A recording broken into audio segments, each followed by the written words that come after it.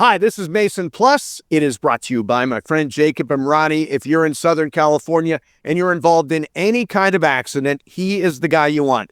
800-345-6789. That's 800-345-6789. Call jacob.com. Now on with the show.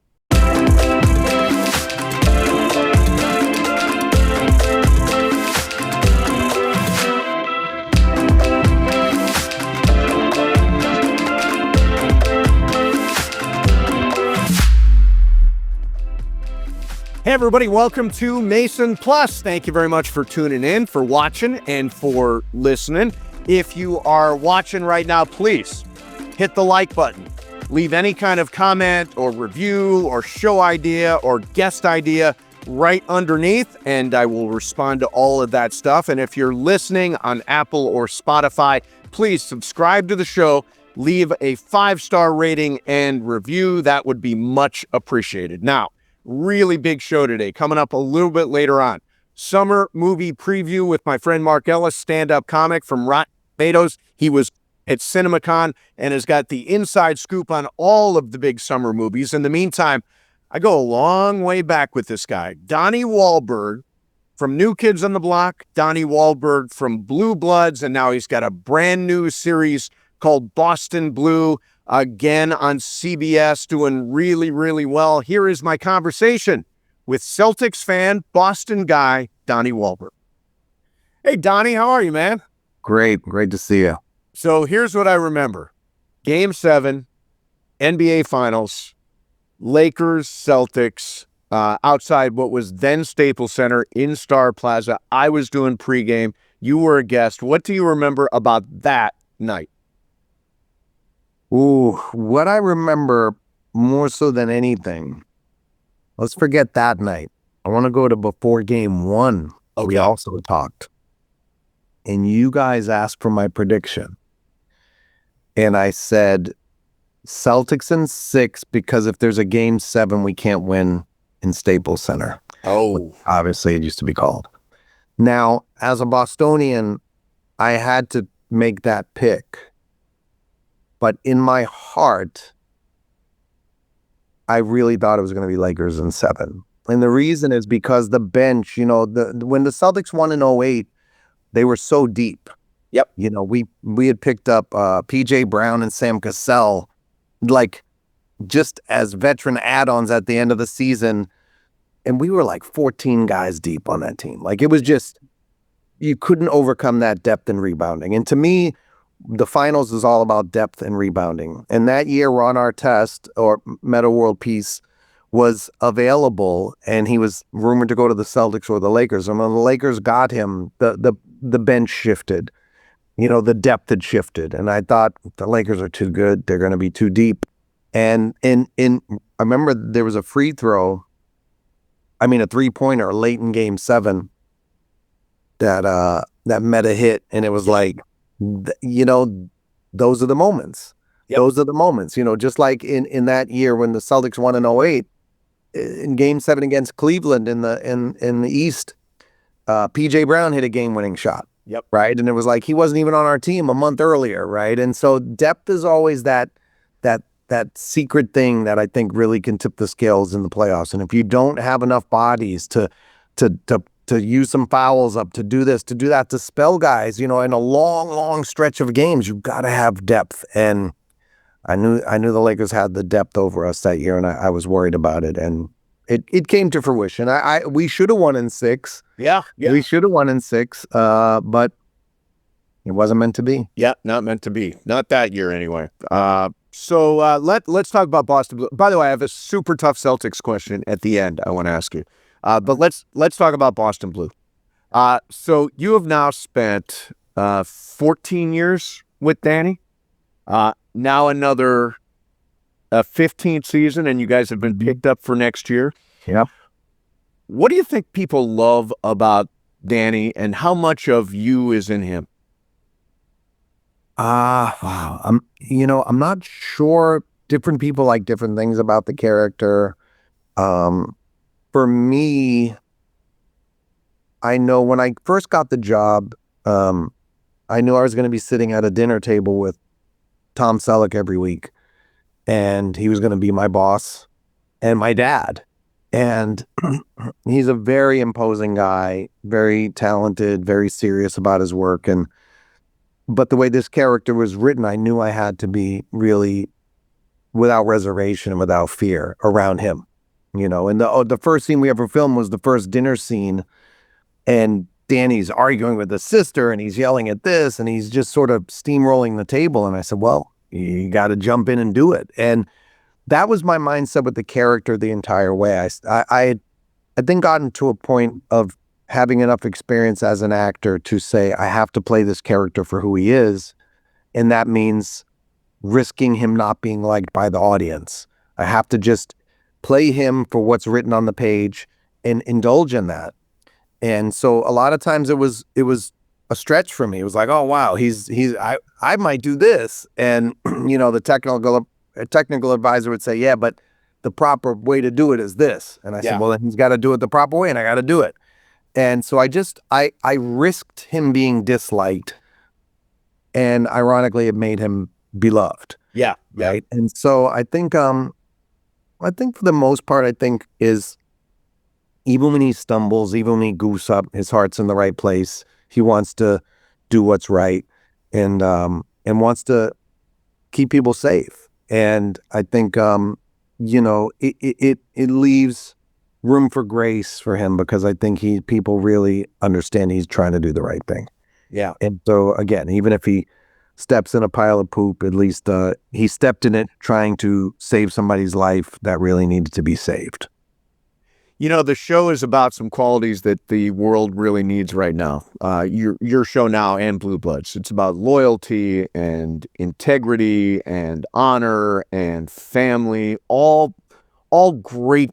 Do you get that sense that that's kind of the world where this show lives, and why people have taken to it the way they have?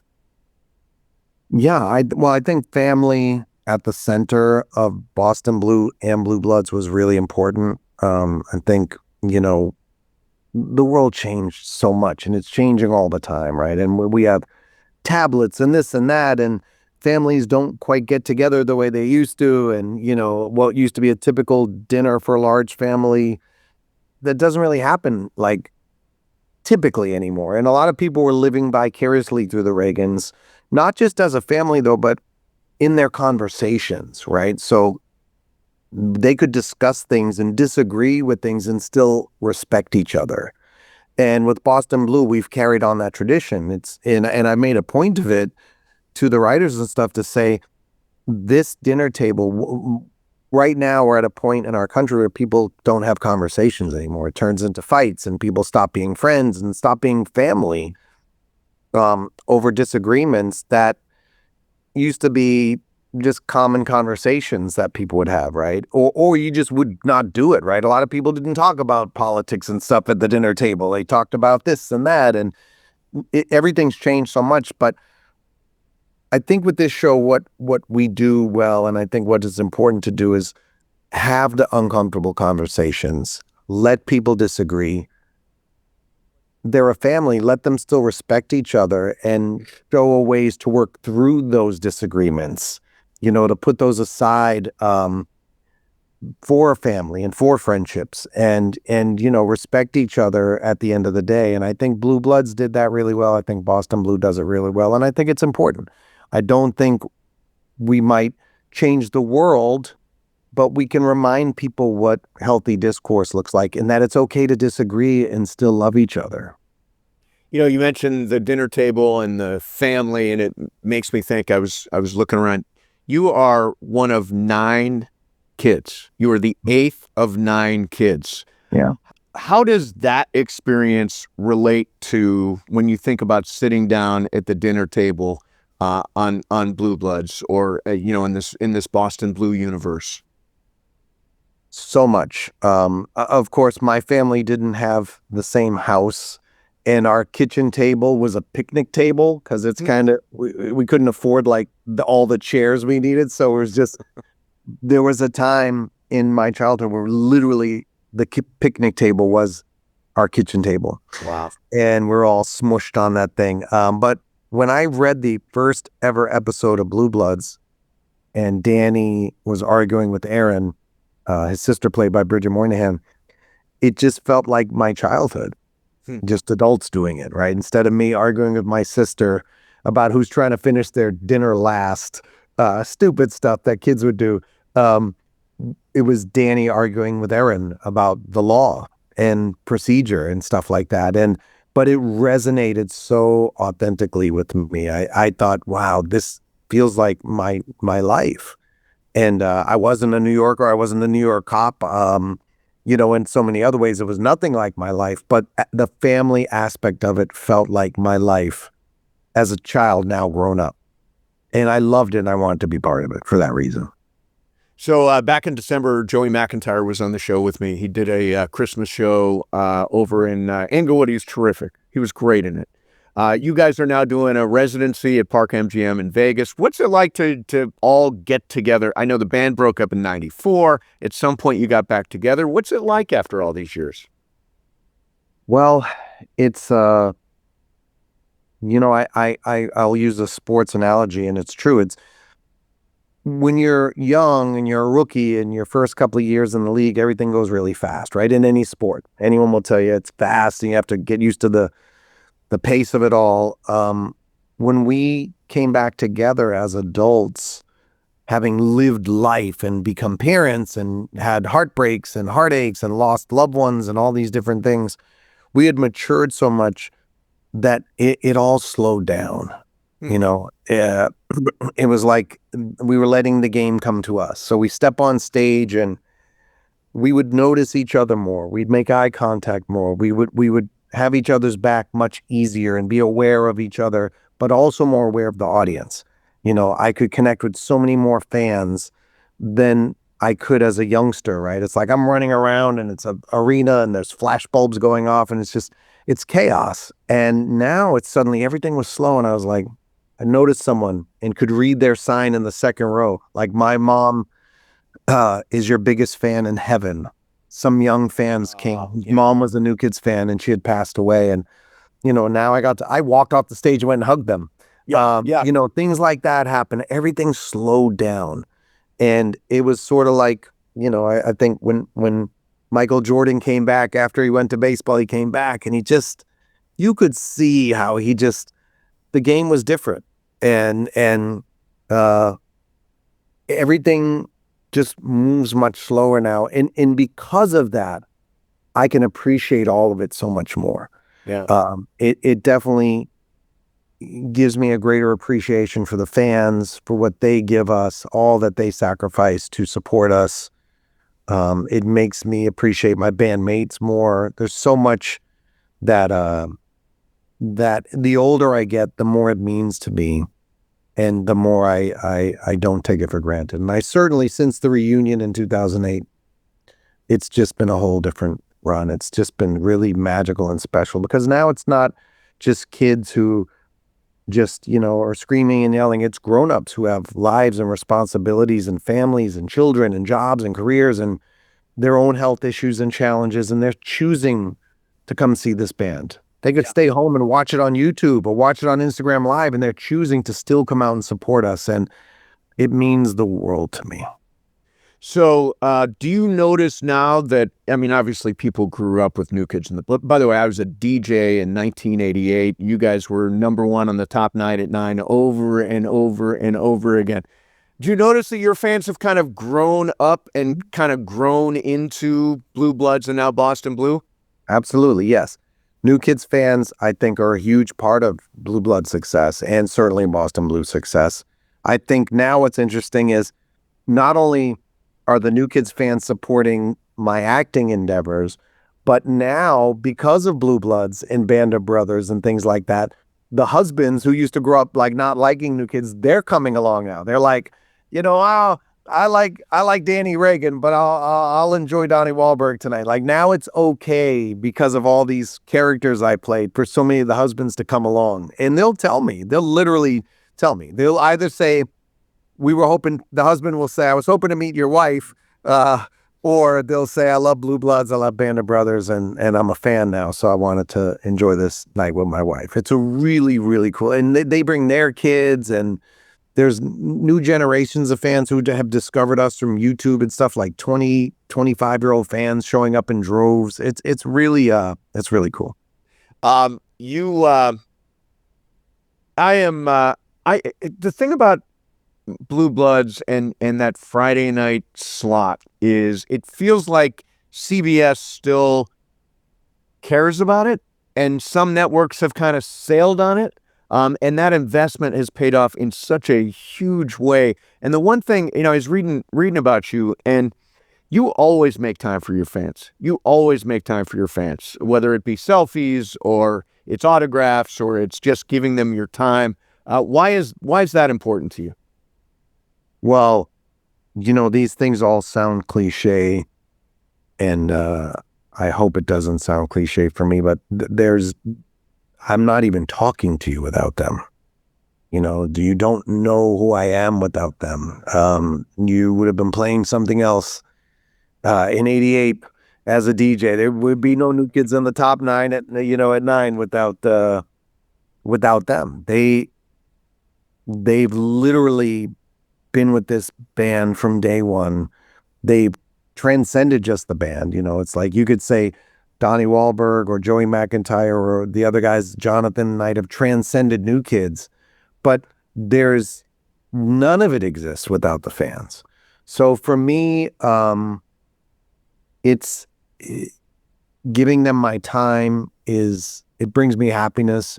I get tremendous joy out of meeting people and saying thank you to them and taking pictures. And it doesn't take a lot to make someone's day. It doesn't. And I'm a fan too, right? So I'm a fan of the Celtics, as you know, of the Patriots and the Red Sox and the Bruins. And I've had moments where, in the '08 finals, Kobe gave me a wink, because I'd met him a bunch of times, and I was leaving one game and he's getting mobbed by fans, and I'm like way across the hallway and I hear Donnie, and I look and Kobe waves while he's signing 100 autographs. It's like that was so sweet and so kind, and it meant so much to me. And I was famous and successful and all these things, but I know as a fan of things myself how much it means. So to not make the effort, sometimes it's impossible to stop and take all the pictures and do these things, but to not make the effort, I feel like it's a missed opportunity to make someone's day. And they make my day every day, these fans, and for me to not make the effort to make their day back, I think it would be, I think my dad would look down really disappointed in me from heaven if I were to do that. And I just think it's important for me to do it. It brings me happiness. It's not a problem. Honestly, it's, I know there are times when I have to get on with it. Production, I'm filming Boston Blue in Boston, and, the duck boat's going by and they're like, and there's Donnie Wahlberg over there. And I run over and take pictures with the whole duck boat, and they're like, we got a scene to film. And it's like, I know, but, what am I going to do? It's like, there's no scene to film if it's not for these fans. Yeah, it's so weird that you were playing a guy who started as a New York cop, even though you're a Boston guy. And now, as a New York cop, you're moving to Boston, which is really your hometown. It's so what's it like now doing a show that's a Boston show? The New Yorkers gave me so much grief over the 14 years of Blue Bloods. Like if the Patriots lost to the Jets or the Giants, they'd cut the newspaper clippings out and put it all over my dressing room door. They would bust my chops all the time, especially when the Pats lost the Super Bowl twice to the Giants. I never heard the end of it after the second one. And the good news is they taught me how to be a Boston hater. So now I can play that, although I'm finding it more because my character's in Boston. Like we had Jaylen Brown do an episode. Oh, nice. And of course, it's like, so I spoke to him on the phone, and he was like, I got to be on your show. I was like, you're playing in Toronto next week. We're filming in Toronto next week. I can get you on the show that day after the game. He's like, I'm in, sign me up. So that's cool. The writers are like, what do you want to do in the scene? I said, well, he's got to bust my chops about being a Knicks fan. So literally my friend is coming on the show from the Celtics, and he has to badger me the whole time. And but it's what makes it great, right? If it was like, if we were friends, it wouldn't be as funny, it wouldn't be as ironic, and it wouldn't be as cool. And like literally all my friends who are Knicks fans, they're all messaging me, they're all writing me and saying, we love that you have to pretend to be a Knicks fan, because they know I'm anything but. So it's good fun. It brings people together. So if I have to fall on the sword as Danny Reagan and take all the hits and let Bostonians, clobber me, it's worth it. Yeah. So one of your great roles, and is in one of the really great movies of our generation, The Sixth Sense. And I went back and looked at it because I knew I was going to talk to you, and it's incredible. You are not recognizable at all. Like you could have given me 100 guesses, and I wouldn't have said Donnie Wahlberg. Tell me about that role and how it affected your career. Well, man, I mean, I don't know how I got the role. I didn't audition. I just was in love with the script and told Night Shyamalan how much I loved it, and that I would like come sweep floors on set just to be around the making of this movie. And he mentioned Bruce Willis was possibly going to play the doctor, and that, if he does, then it's conceivable I could look young enough to have been one of his patients at a younger age, and now was older. So we had that conversation, and he just cast me in the movie. And I was the one who actually pitched being in my underwear and doing all this other stuff instead of being all goth clothes and stuff. Right. So I knew I had to transform myself. I didn't know the extremes it would go to. I didn't know how unhealthy it was, and that I really could have hurt myself. I was starving myself for days at a time, and then I would eat like steamed cabbage and beet juice, and then starve for another few days. How much weight did you lose? I ended up losing like 41 or 43 pounds in 5 weeks, and it was brutal. But I think in many ways I was probably attacking that role so aggressively to prove to the world, like I had to succeed in the role, right? Because I knew the movie sinks or swims with that scene. And so did Night Shyamalan, which is why I still can't believe he cast a 30-year-old guy who was like 185 pounds, jacked. I'm supposed to play this kid who's been suffering and struggling his whole life and doing drugs to get away from these ghosts. And I became that, right? And so in many ways, I thought I was proving something to, I don't know, the gatekeepers, to say, all right, this guy's a real actor. He's not just this guy from this boy band. He's really an actor. He takes it seriously. But I think when all was said and done, I proved it to myself, and I think that is really what we do. I think whether you're an actor or an athlete or a DJ or a radio personality and stuff, in many ways, we set out to prove I can do this. I can, I'll prove the naysayers wrong. But at the end of the day, if we're even impacted by their criticisms or their doubt, it means we have our own little bits of doubt. Mm-hmm. If we let the critics affect us, then we have questions ourselves. Yeah. Because otherwise we'd let it roll right off our back. And when we then prove it to them, I find, at least in my experience, I'm actually proving it to myself. And so I think I did prove to myself that, okay, I can meet these challenges. I can take this work really serious. I can dedicate myself, and I can transform myself into somebody else and be a real character, and not just play like some variation of myself. And I think that applies to Danny Reagan. I think Danny Reagan is very different than me in many ways. I mean, I'm sure my personality is leaked into him, and he's maybe influenced me in some ways, but I learned in that movie that I can transform myself if I dedicate myself to the work and do what is required to become another person. Yeah. All right. Last thing for you. We're tight on time. I want to, Michael Thompson, who I work with, he loves Mount Rushmores. Like, he wants to have a Mount Rushmore for everything. So for you, Mount Rushmore, Boston Celtics. Celtics only. Celtics only. Well, of course, it starts with Bill Russell. Yep. The most underrated NBA player in history. He's so underrated. I know Lakers fans probably don't underestimate him because of all the heartbreak he caused, but man, he's not in the GOAT conversation. It drives me crazy. Larry. Yep. Gets very tough. Can I just put the whole 08 Celtics up there? No, you got to put one. Is it Garnett or is it Paul Pierce? I think, listen, because of the longevity and the time he was with Boston and because of the fact that he had been there through the awful years, I'll give it to Pierce.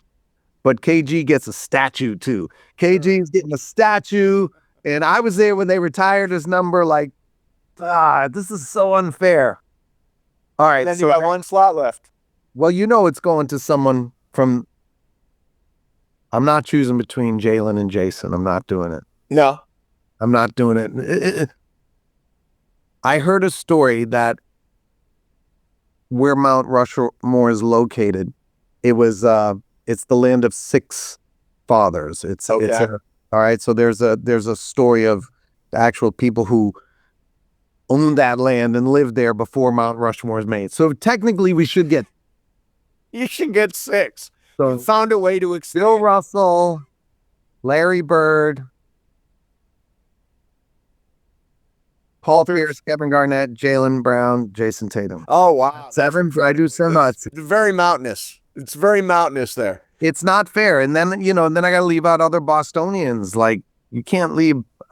You saved me. Because how am I going to choose, like, Red Sox? It's like, no, Red Sox. Pedro or Poppy. What am I going to do? And Jim Rice is my favorite baseball player of all time. So it's too much. It's too much. There you go. Well, listen, Boston Blue, so happy that you're doing well with it. It is every Friday night, 10 o'clock. I know it's been renewed for season 2. Are you ready for a long run? I will take whatever it is and be grateful. And I look forward to we have a great cast. We're having a great time. I love it. And I look forward to whatever comes next. All right. Hey, Donnie, thanks a lot for coming on, man. Appreciate it. Great catching up. My friend. Thank you. There you have it. I let him on, even though he's a Boston Celtics fan, but I remember him so clearly out in front of Staples Center, what was then Staples Center, getting ready for Game 7. He was on stage with Laker fans all around him, booing and cheering and jeering and all that stuff as we got ready for game number 7 of the 2010 finals. What an amazing night that was. All right, so all the big movies are now coming out. We're getting ready for summer movie season. Already saw Devil Wears Prada 2, which was excellent. A bunch of stuff coming up. And fresh from CinemaCon, my friend, stand-up comic, and Rotten Tomatoes critic, Mark Ellis is here. Here's my conversation with Mark Ellis. Mark, it is great to see you. What's up, man? I just emerged from a well-deserved nap, Steve. Now, you know I love my naps. This time I actually earned it because I just got back from Las Vegas where I was doing stand-up. I was at CinemaCon, which is the big movie exhibitor convention that they do every year where a bunch of movie theater reps and a bunch of folks like me show up to Vegas to see a bunch of footage that nobody else is going to get to see it from upcoming summer movies. The whole premise of this convention is, hey, theater owners, get excited because these movies are coming to your houses soon. And then, nerds like me, and luckily I get to cover it for Rotten Tomatoes and Fandango, kind of shoehorn our way in there and get to see the coolest stuff from the biggest upcoming movies. Oh, that's awesome. Now, I used to be at CinemaCon on the exhibitor side of things because I used to own movie theaters. I don't know if you know that or not. That's right. So I used to go there and get hyped up about whatever was coming out. And it's super fun. What was the biggest event? What grabbed you from that?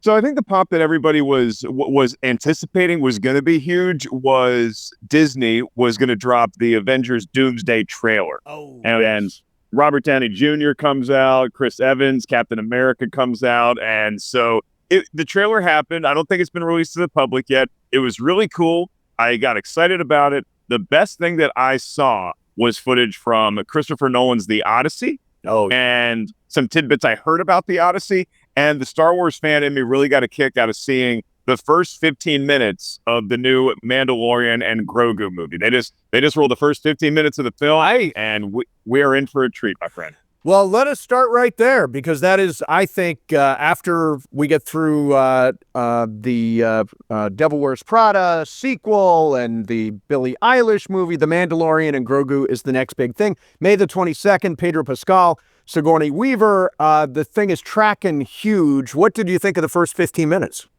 The first 15 minutes are like a rock and roll slam bang action thriller that really the Mandalorian episodes, the best version of them sort of feel like this, where there's a mission, we got to go on it, we got to complete it. But this mission feels bigger. And in the opening 15 minutes, we see some fragments of the Empire, and we see just how hell-bent Mando and his buddy Grogu are. Baby Yoda, for those listening who aren't as familiar with the Star Wars lore as I am.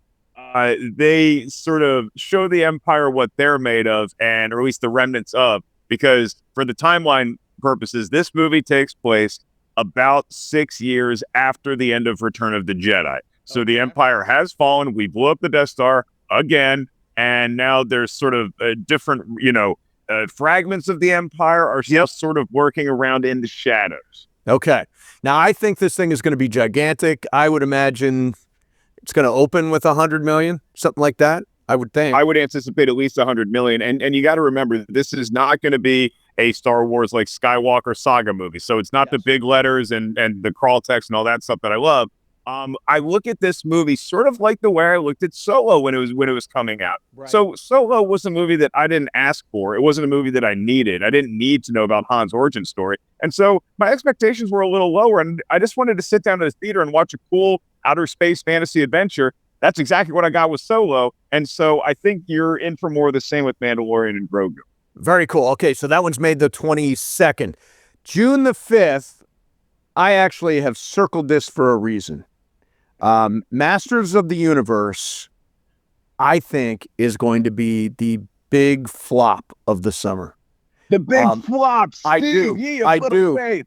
No, it's tracking at about 40 million right now. It is a $200 million budget. The last time they tried this was 1987, and the movie was just a dive bomb situation with Dolph Lundgren. Did you see anything from this? Did you see any Masters of the Universe? 5-year-old Mark Ellis took a lot away from CinemaCon, because I got to see 20 minutes of various scenes and sequences of Masters of the Universe. And I'll start by saying this. In my last stand-up special, I did a bit about how He-Man just doesn't work nowadays. It just doesn't work for adulthood. He-Man, the name, it's a little pronoun specific, and it just, nothing really factors into our modern era with this. And then a couple months ago, I saw the trailer for Masters of the Universe, and I was like, oh my goodness, they might have done it. Because the look of Castle Grayskull, seeing He-Man and Skeletor, I was like, I kind of really want to see this. And I am only amplifying that tune now after seeing the footage.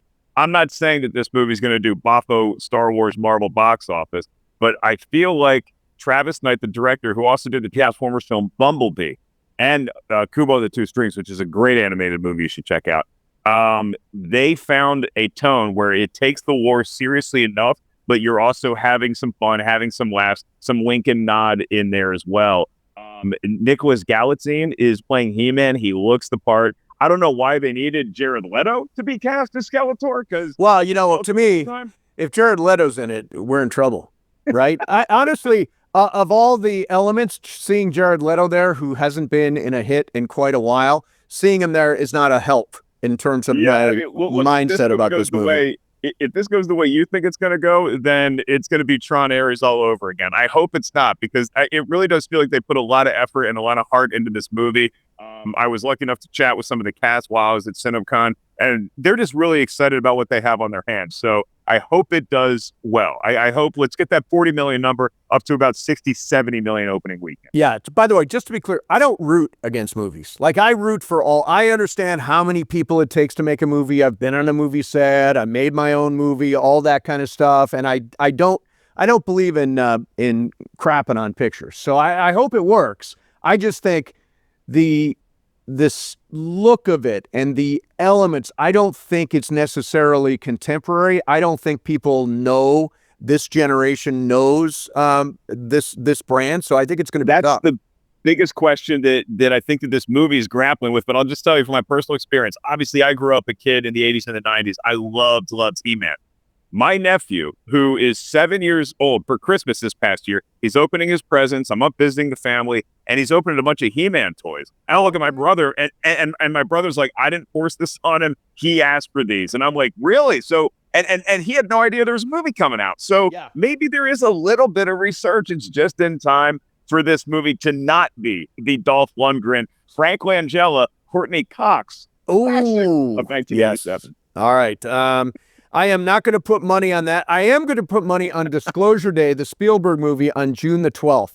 Now, I think this movie is interesting because it's sort of, it's in the zeitgeist, this idea that the government knows something about aliens, knows something about alien life. They're hiding it. And this movie is about revealing that to the public. I just think it's hitting the zeitgeist just right. Yeah, I mean, look at, scientists going missing, and it's just like there's these things that are in the headlines now, and you see something like Disclosure Day, which is such a secretive marketing campaign. Yeah, I don't know if Spielberg has ever done something where he's showing us less of what the movie is, which, because it's Spielberg, I tend to believe he knows what he's got on his hand. He knows he's got something really special because, according to him, he said that nothing from the third act of the movie is being shown in any of the marketing campaigns. So they're saving a lot for you to get in the theater and not to be spoiled. So, I mean, look, Masters of the Universe, Mandalorian, and Grogu, they're going to be big, fun movies that I'm going to get a big bucket of popcorn and watch. Disclosure Day might be the movie. If you can only see one movie opening weekend, that might be the one you want to see because you do not want this movie spoiled for you. Where do you think this comes in overall worldwide? Is this a $500 million movie? I was looking at Spielberg's numbers, like Ready Player One, $582 million. Does this have that kind of box office in it? This seems like a Ready Player One sort of run. I think it might not do as well as Ready Player One did opening weekend. I think that just had so much hype and so much nostalgia, around that movie. But I think Disclosure Day might have more legs than Ready Player One did, where it might stick around in theaters for a little bit just because people are hearing about this from their friends. They don't go to the movies that much, but they don't want to wait to watch this one at home. Yeah. So that one's June the 12th, Disclosure Day. I cannot wait for that. I put this on there. Scary Movie 6, I think, is the same date as Disclosure Day. So it is counter programming. These movies, it's interesting because I'm looking at the grosses of Scary Movie. Listen to the 5. First one, 157. Second one, 71 million. Third one, 110. Fourth one, 90. And the last one was $32 million gross. Now, I think I'm probably not in the audience for this because I don't watch horror movies. And I assume this is going to be a send-up of all of the horror movies that have come out in the last few years, right?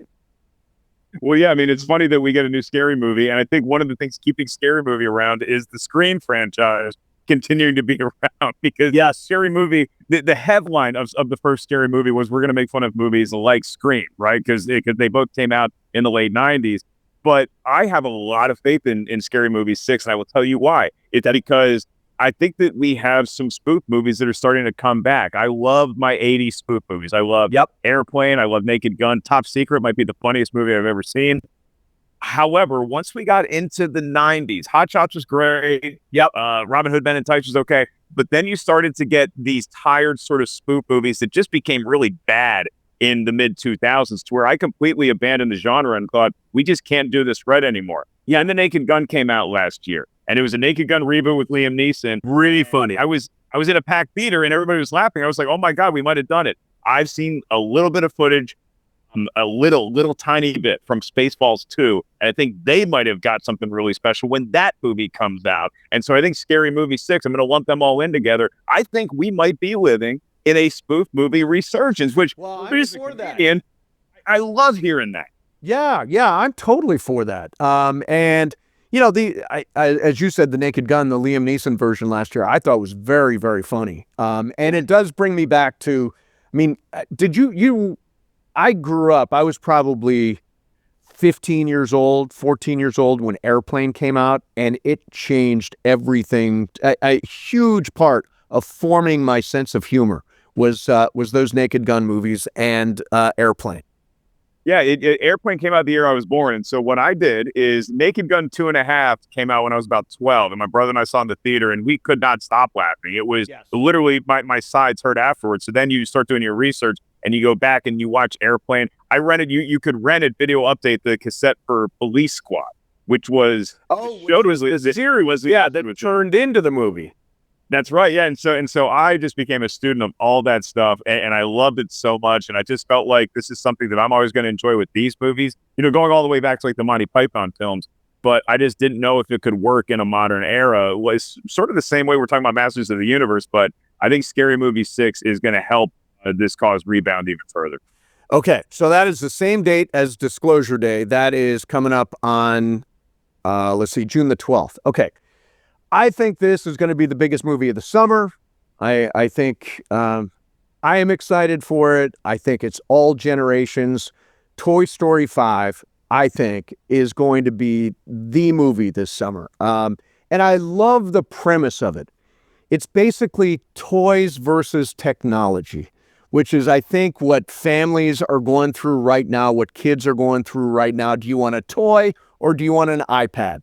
And I think it's going to wrestle with that question. And I know already it's going to make me cry at the end. Every Toy Story movie has made me cry at the end. Even Toy Story 4, which I wasn't sure I needed and I enjoyed. But the difference with Toy Story 5 is what you just alluded to, is the technological aspect that every parent has had to deal with. I mean, again, I see my nephew at 7 years old opening He-Man toys, and I'm like, I hope we get one more year of actual physical toys he's playing with, where he just completely dives into screens for the rest of his days. I feel like Toy Story 5 is going to be the biggest movie possibly of the year. And Avengers Doomsday is going to be way up there too. Yeah, but I think Toy Story 5 just has that thing where this new technology that arrives is called WillyPad, and it's basically an iPad that kids can just play and just get points on, and it just sucks them in. And so now Jessie, the cowgirl who is now leading the toys along with Buzz Lightyear, is saying, what the heck's going on? We're waiting for Woody to return. I got a chance to speak with the cast of Toy Story 5, and they were so much fun. They had such a good time making this movie and just kind of being back in it once again. And Tom Hanks and Tim Allen were sitting around looking at each other like, we were 30 years younger when we started doing this. Wow. And it seems like they've never had more fun being Buzz and Woody. That is awesome. Yeah, that is my nominee for biggest movie of the summer. This one I'm not sure about. June the 28th, Supergirl, Woman of Tomorrow. It stars Millie Alcock, who was from House of the Dragon. And it's described as a dark, space-based revenge story. The budget, originally the budget they said was over $200 million. They've dialed that back. James Gunn came out and said, no, the budget was more like $100 to $150 million range. So not a $200 million movie, but DC has got a very spotty track record. What do you think of this one? Yeah, I mean, in DC, every time they try to reboot something, it seems like it goes okay for a little bit, and then we just kind of lose the plot. But I do trust in James Gunn and what him and Peter Safran's vision for this new DC direction is. And I think that the Supergirl movie has something for everybody. And in that, I mean, you get to see Supergirl. You get to see, I think, a darker movie than what Superman was with David Corenswet put on the cape last year. But the big attraction for this, not just Supergirl, not even just the dog, is Jason Momoa is playing Lobo, who's sort of like an interstellar bounty hunter. And as somebody who grew up reading those comics, Lobo was one of my favorite characters. And a lot of us DC fans have always just been waiting for how they're going to do Lobo. But Jason Momoa has been circled in that role for a long time. So when he was finally announced that he was cast as Lobo, it got exciting. Seeing some footage of him as Lobo working with Supergirl, that's going to be the secret sauce that this movie either succeeds or dies on. Is if we have a good time watching those two team up, then the movie could have legs. If not, then it might just be that one movie that we forget about as we're trying to build this new DC universe. Yeah, I think with the budget a little bit lower, maybe it doesn't have to do, $500 million. It can still break even, still become part of the universe. By the way, big nerd points for reading the comics. That is, you are a little bit of a nerd, right? I'm a huge nerd, and that's the only time that I ever actually did the reading in school. Is if it was based on a comic book property. So finally, I'm gonna call you my teacher. I finally get credit from a teacher, from a professor, for doing the homework. There you go. July the 10th is Moana. This is the live action version of Moana. The Rock is starring in it. He was the voice in the animated movie. I loved the first Moana. I thought it was just a great, great animated film. They are turning it into a live action movie. I think it's going to hit. I think the music really works. I think The Rock sells tickets. I think this one's going to be big. What do you think? It's visually stunning, and I can tell you that from seeing some footage at CinemaCon. The Rock came out on stage and introduced a trailer. He showed us some footage, and then he brought out the young lady who plays Moana, and she's just all smiles and is having the time of her life. And you can tell what a personal story this is for The Rock, because he's so wanting to make sure that his culture is portrayed right on screen, and it looks like they really took a lot of pains to get that right. And to see him, I mean, he's obviously kind of like a cartoon character, just being him. Yes. So him playing Maui again, it's not that big of a stretch to do it live action. He's one of the few that might even be more shredded than his animated, Avatar was in the last movie. So I'm with you. I think this could give Toy Story 5 a run for its money. You do? You think this one could give Toy Story a run for its money? I really do. That July release date, and families, just again, Moana was one of those ones, sort of like Frozen, where every time a Disney movie comes out, it's going to be big. But those two had something a little extra special that kept the kiddos wanting to come back for more. All right, July the 17th, one for the grown-ups. Christopher Nolan, The Odyssey, unbelievable cast. Matt Damon, Zendaya, Anne Hathaway, Robert Pattinson, Lupita Nyong'o, Tom Holland, Charlize Theron. I mean, just amazing. It's got monsters, it's got gods, it's got the ocean, it's got Is it Odysseus? Is that the correct name? Odysseus is played by Matt Damon. Yeah, there you go. We're just at it. He's got to get home to Penelope, and it's probably going to take about a decade. They didn't have Apple Maps back then. Yes, So it's a little while to get home. He's going to bump into some Cyclopses and some stuff along the way, and hopefully makes it back in one piece. He's going to bump into a lot of celebrities on the way. I'll tell you that, Steve. Yeah. His cast is stacked. But all you had to, you stole the movie great. All you had to say was Christopher Nolan. The entire movie shot in IMAX, and just go ahead and teleport me to the theater. I want to see it. Now I'll tell everybody this: nobody loves Chris Nolan more than film nerds. Okay, and what do film nerds love doing? They love going on Fandango early and getting their tickets for IMAX 70mm screening. So you really want to see this the way that the director wants you to see it. You better get on that app now and get your ticket. Right. I think that the tickets are on sale now, right? You can actually go get your tickets. Mm-hmm. That's incredible. Yeah, again, I recommend doing that as soon as possible. And if you have to drive maybe 45 minutes to go see this movie, but you get that 70mm IMAX screening, it's going to be worth it. Where a lot of big movies brag about having 30 or 45 minutes of IMAX footage in their film, the entire movie is in IMAX. It is going to be a spectacle.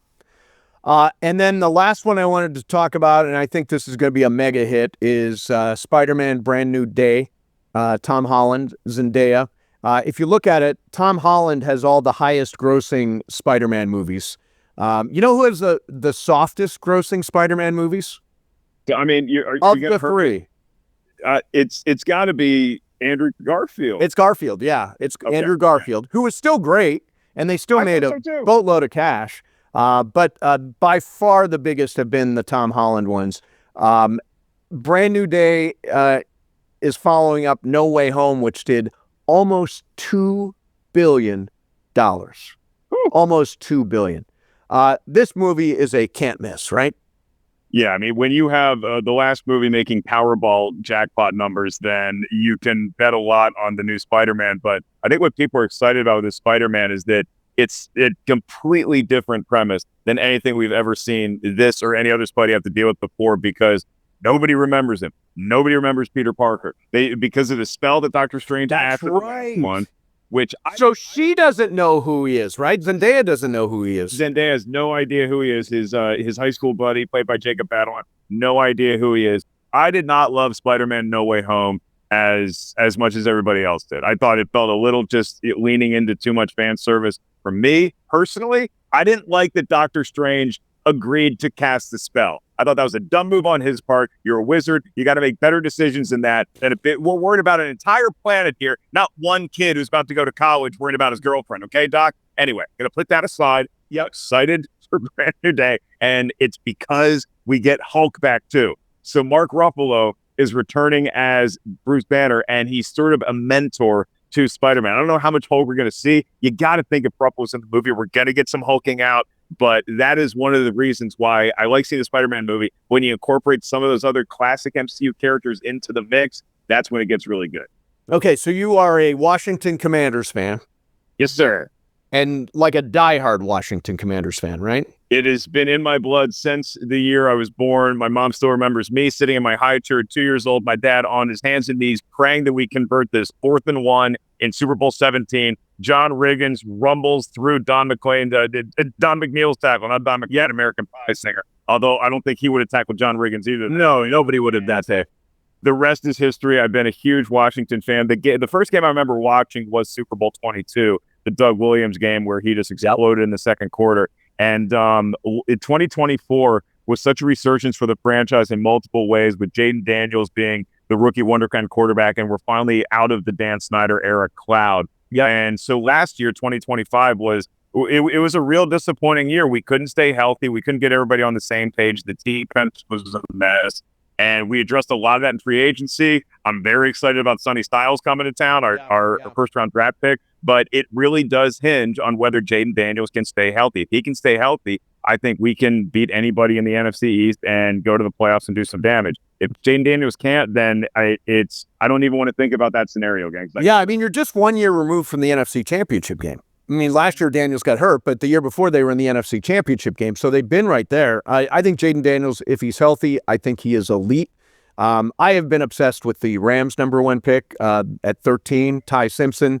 I have spent a lot of time on the radio discussing him. What do you think of the Rams going quarterback in the first round when they're kind of teed up for a Super Bowl run with Matthew Stafford, the MVP at quarterback? Yeah, I'm agnostic to the Rams. You know, I like you guys. I'm in LA. That's fine. I don't root for or against them. I've been to some games. It's great. I have no idea what they were thinking. You can tell me that Les Snead and Sean McVay were on the same page. You can tell me that Ty Simpson had secret meetings with Sean McVay. Yes. It's the basement of some library. I don't buy it, because why on earth would you draft Ty Simpson, who's probably not going to see the field for 3 more years, if the Rams have their way? And you could have gotten somebody. I don't know if Mekhi Lemon's going to be great. But yeah, but that's who I wanted. I wanted Mekhi Lemon at 13.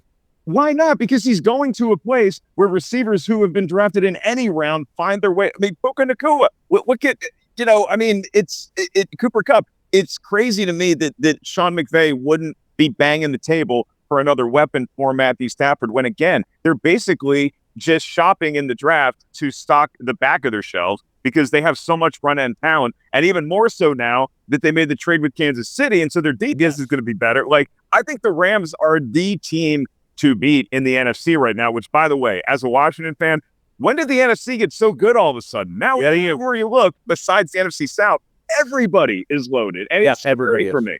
Yeah, it is. Now, when did you become a San Antonio Spurs fan? Is that a recent development? When they got Wemby, you said, I'm in?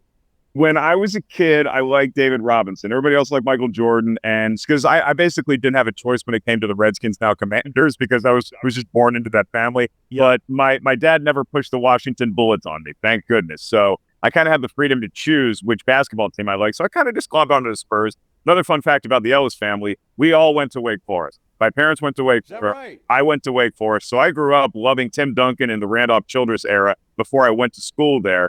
And so then the Spurs drafted Tim Duncan to play with my favorite player, David Robinson. And I'm like, this is my team, baby. Yeah. Hey, thank goodness, Steve, because as a Commanders fan and as an Orioles fan and a Caps fan, I needed something to get me through the last 25 years of sports, because it wasn't going to be with any of those teams. God bless Ovi and our championship, 6-7 years ago. But man, it was slim pickings as far as going to the postseason, except you could always count on Timmy and Pop and the Spurs, and then getting Wemby. It's like, I don't know what we did in another life to deserve all this good fortune, but I'll take it.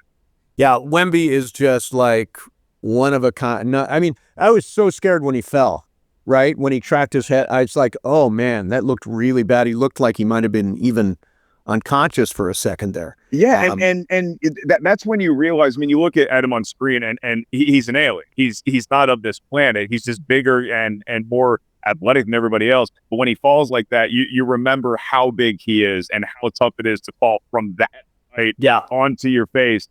I'm glad he's okay. He's a tough kid. He's a great kid. He's a Star Wars fan. Oh, is he? I didn't realize that. Yeah. He's a huge Star Wars fan, but he grew up watching the prequels. And so his favorite Star Wars movie is Revenge of the Sith, I believe. Yeah. And so it's just interesting seeing these kids that are his age all say the prequels are the best movies. And then the classic trilogy is like, okay. I'm like, are you insane? But I love watching you play hoop, Plenty. Yeah, he is unbelievable. Do you think they can beat OKC? I do think they can beat OKC because they've had OKC's number this year. It was sort of like almost like a crazy round robin where the Nuggets sort of always had our number this season. We had OKC's number and OKC had the Nuggets. And so with the Nuggets, now it looks like they're going to be advancing just because Ant's going to be out a couple weeks. Yes, it looks like Nuggets going to make a comeback here, yeah. But I wouldn't count your Lakers out either. I wouldn't count the Lakers out because LeBron is doing LeBron things that we expected him to do 15 years ago, and somehow he is still putting the team on his back. I'm really interested to see what happens when Reeves come back, and it might be, if they can get through the next series, it might be Luka coming back just in time to see if this chemistry can gel for a championship run. So I am so excited about what's happening in the NBA playoffs right now, besides the injuries to the T-Wolves, because I think they could have given anybody a run with how well they were playing together. That's a bummer, but there's a lot of fun stuff to look at right now. Okay, last thing for you. This is a movie question. At the end of the year, you mentioned Avengers Doomsday, and you saw a little bit of it. It is scheduled right now to come out on the same date as Dune 3, which I think would make it Doomsday, right? To combine the two movies the way they did with Barbenheimer. Do you think, because these premium screens, these IMAX screens are at such a premium, do you think that Avengers or Dune 3 will move off that date? Okay, I don't think there's any way Dune is going anywhere because Dune currently has the IMAX screens for that weekend. That's okay, so that's done, yeah. Dune was already able to plant their flag to get that release date before they knew when Avengers was coming, so they have all the IMAX screens.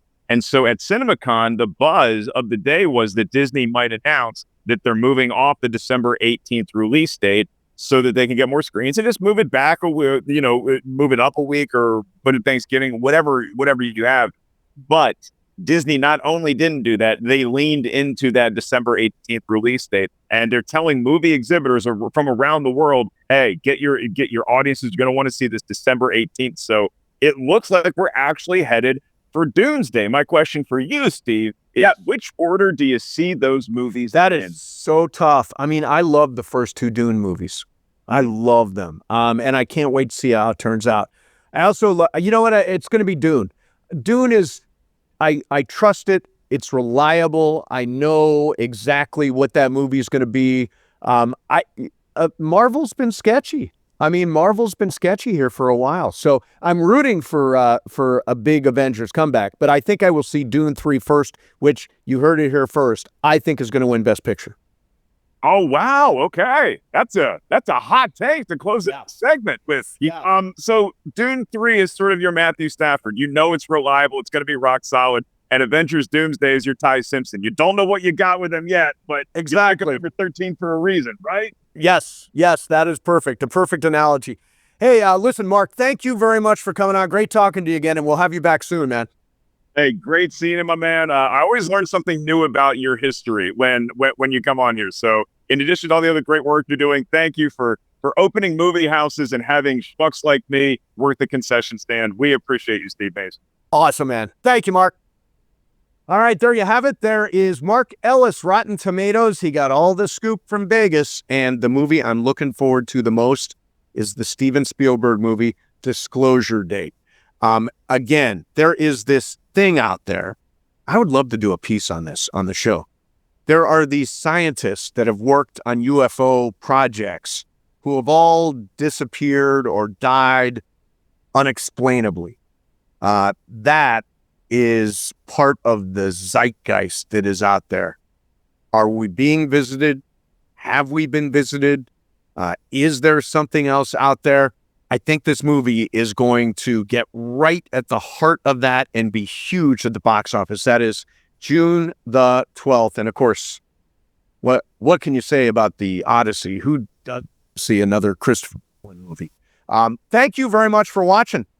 Thank you to Donnie Wahlberg and to Mark Ellis for joining. If you're watching right now, again, smash the like button. You can leave any kind of comment, reaction, review, guest idea underneath. If you're listening, please subscribe to the show on Apple or on Spotify or whatever platform you're on. Leave a 5-star rating and a review. That would be much appreciated. Thank you very much for watching, and thank you very much for listening. See you next time on the Mason Plus podcast.